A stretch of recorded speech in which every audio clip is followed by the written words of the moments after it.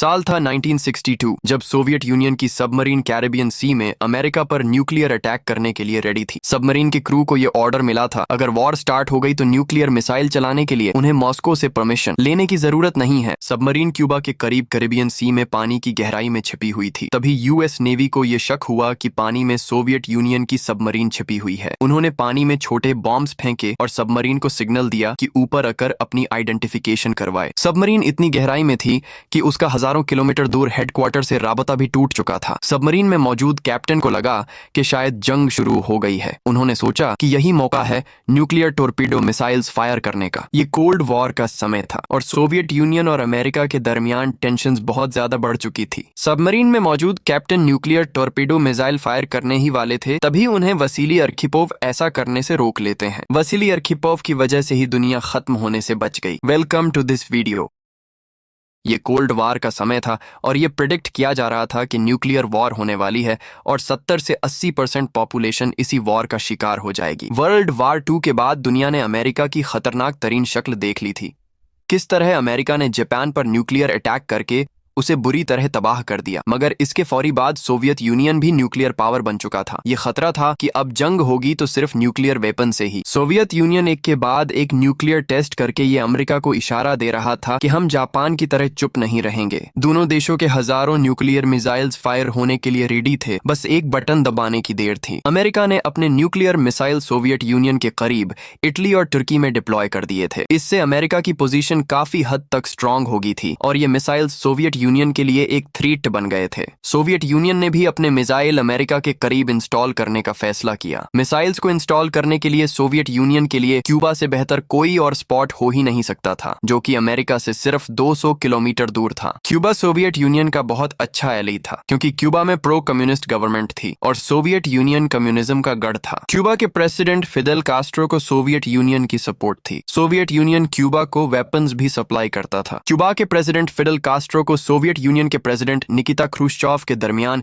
एक डील हुई कि Soviet union intercontinental ballistic missiles ICBM Cuba में इंस्टॉल करेंगे और इसके बदले वो क्यूबा को अमेरिकन अटैक से प्रोटेक्ट भी करेंगे। जिसके बाद सोवियत यूनियन ने अपने मिसाइल सीक्रेटली क्यूबा की डिफरेंट लोकेशंस पर इंस्टॉल कर दिए। ये खबर पूरे अमेरिका में फैल चुकी थी, जिसके बाद लोगों में हर तरफ ये खौफ फैल गया कि सोवियत यूनियन किसी भी वक्त हमारे ऊपर अटैक कर सकता है। व्हाइट हाउस की तरफ से इस अफवाह को डिनाई किया गया और 1962 की इलेक्शन कैंपेन में इस बात की ज्यादा से ज्यादा यकीन दहानी कराई गई कि क्यूबा में सोवियत यूनियन के कोई न्यूक्लियर मिसाइल इंस्टॉल नहीं है। क्यूबा की U-2 स्पाई प्लेन के थ्रू जासूसी करवाई गई। U-2 ने क्यूबा के ऊपर से ये तस्वीरें ली, जिनमें साफ साफ ये नजर आ रहा था कि मीडियम रेंज मिसाइल्स और इंटरमीडिएट रेंज मिसाइल्स क्यूबा में इंस्टॉल हैं। जिसके बाद American president John F Kennedy ने क्यूबा को सबक सिखाने के लिए क्यूबा पर एयर स्ट्राइक्स करने का फैसला किया। ये प्लान बनाया गया कि पहले एयर स्ट्राइक्स करके सोवियत यूनियन के इंस्टॉल किए हुए मिसाइल्स को तबाह किया जाएगा और बाद में पूरी ताकत के साथ क्यूबा पर कब्जा कर लिया जाएगा। जॉन F कैनेडी अपने उस फैसले से वर्ल्ड वॉर 3 को दावत दे रहे थे। सोवियत मिसाइल्स पर अटैक डायरेक्टली सोवियत यूनियन पर अटैक था। सोवियत यूनियन को पहले से ही अमेरिका की इस हरकत का अंदाजा हो चुका था, इसलिए उन्होंने अपनी तैयारी शुरू कर दी। सोवियत यूनियन पूरी तरह जंग के लिए तैयार हो चुका था। सोवियत यूनियन ने अपनी B-59 न्यूक्लियर सबमरीन को क्यूबा के करीब कैरेबियन सी में डिप्लॉय कर दिया था, लेकिन मिसाइल का बटन प्रेस करने से पहले